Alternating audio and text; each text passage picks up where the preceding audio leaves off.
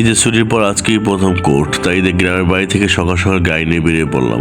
হ্যাঁ, এটা আমার চেম্বার। প্রথমেই চেম্বারে আসলাম, প্রয়োজনীয় কাজকর্ম শেষ করে তারপর কোর্টে যাব। আজকে কোর্টে আমার একটা বিশেষ মামলা আছে। শুধু এই মামলার কাজের জন্যই এত কষ্ট করে আসা।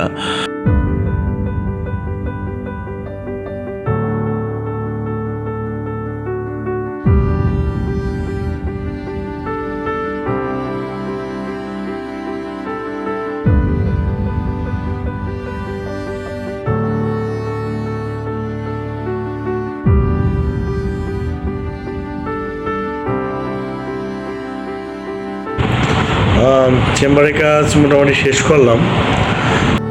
চেম্বারের কাজ শেষ করে চলে গেলাম সেলুনে। ওইখানে আমার চুলদারির অবস্থা খুবই খারাপ, আর গ্রামে যে রোদে পুড়ে চেহারার অবস্থা খুবই খারাপ। তাই ভাবলাম সেলুনে যে একটু ঠিকঠাক হই। সেলুনে কাজ শেষ, এই বাসায় চলে আসছে। আজকে প্রচণ্ড গরম ছিল বাইরে, আবার কাজে বসে পড়লাম। টাটা।